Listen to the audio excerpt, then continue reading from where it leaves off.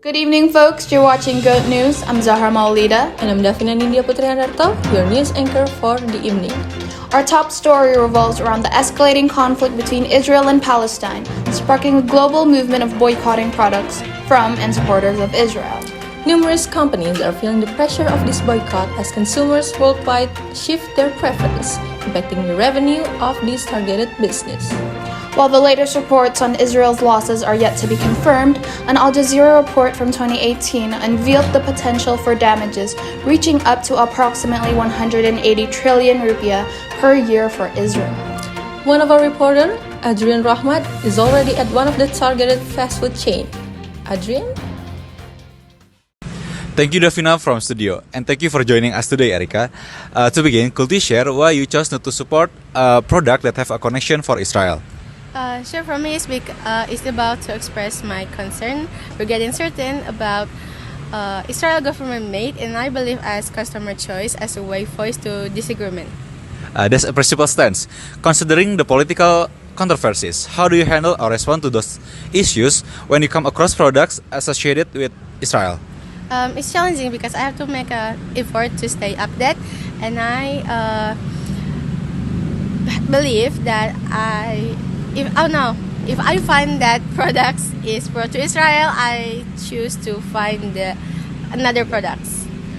Understandable. And do you believe that consumer choices, particularly avoiding products linked to Israel, can have a broader impact on the global stage?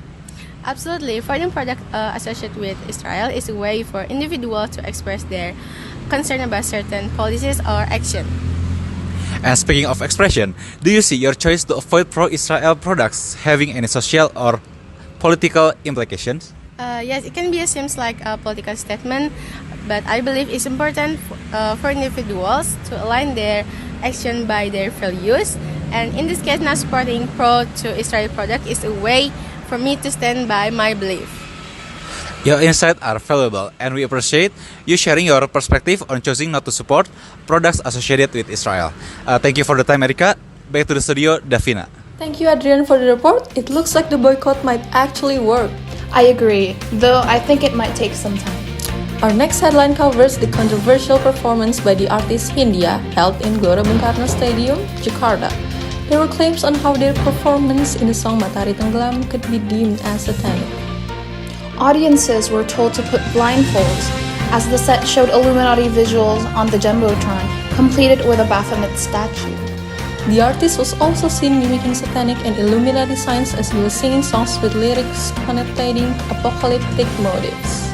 We currently have Sasha Alesha reporting live with a witness from the show to dig deeper regarding this issue. To Sasha, please. Good evening, Indonesia. Now I'm here with one of the fans who watched the Hindia concert at Jakarta yesterday. Good evening, Miss Adia. Good evening, Miss Shasha. Did you enjoy the concert yesterday? Yes, of course, I really enjoy it because it's Hindia. How long have you been a fan of Hindia? I've been a fan of his work for almost like 5 years. Even before he started his own solo career in 2018, I've been following him since he was vocalist in Fizz. But as you know that Hindia concert at Jakarta yesterday really went controversial on the internet. People assume that Hindia was a part of Satanism. So can you tell me exactly what was happened at the concert? As you can see in the video, yes, Hindia told us to close our eyes when the Matahari Tenggelam was playing, and there is a angel-like statue that display in a jumbotron.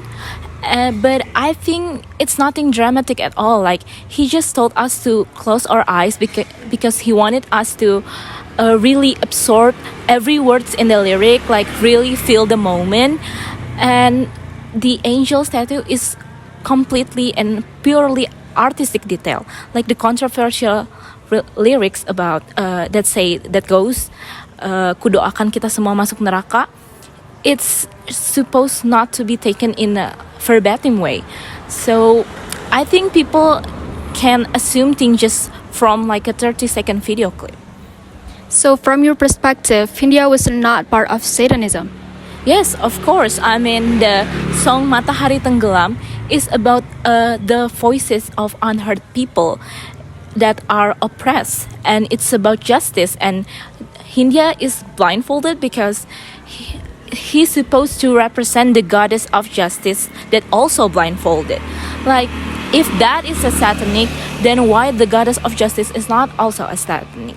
And all these controversial are so far-fetched. Like, the so-called satanic figurative or symbol are poorly artistic details. So I think art is not just have to make you feel good. Sometimes it also make you feel disturbed. So yeah, I don't think he's a satanic.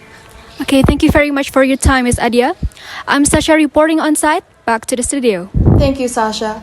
To wrap up tonight's broadcast, let's take a look on the groundbreaking news about the now happening concert that's also held in Gbk Stadium, Jakarta. Our focus now is on a case of fraud involving a 19-year-old named Giska Deborah Aritonang, reselling Coldplay's concert tickets. On May 2023, Giska proposed to act as a reseller and assured people that the tickets would be delivered just before the concert. She claimed to have a close connection with the concert promoter. However, investigations revealed that from May to November 2023, there is no communication whatsoever between Giska and the promoter. Our reporter, Ranga Surya, is currently at the scene with one of the victims. Ranga, can you tell us what's happening on the scene? Thank you, Zahra. I'm currently with one of the victims of the Coldplay ticket fraud committed by Giska Deborah. Good evening, Miss Dea. Good evening. Can you tell me the chronology of how you were hit by the Coldplay ticket scam? Yeah, so at the time in May, I was participating in the Coldplay ticket war on the website, but unfortunately I can't. So my friend recommends Giska who sell Coldplay ticket in the large quantity. So, did you buy it right away? Yeah, I bought it because I didn't know where to buy it. Are there also many victims from Giska at the venue? There are so many. Me and the other victim are waited so long to Giska to come to the venue, but she didn't come. And we saw disappointed and we decided to go home. If I may know, how much did you buy your Coldplay ticket at Giska? Approximately 9 million for 3 tickets. What do you have to say regarding the perpetrator for the fraud she committed? I'm not asking for much, I just want my money back and Giska to be punished in court for her fraud. Thank you for your time, Miss Dea. Ranga on the site reporting back to the studio. Thank you, Ranga, for the insight. A reminder for us to stay vigilant when engaging in ticket transactions. Yes, and with that, we've come to the end of this broadcast. We appreciate all of you for joining us. Thank you for choosing good news as your number one source. I'm Daphne Putri Handarto. And I'm Zahra Maulida. Have a wonderful evening. And we'll see you tomorrow.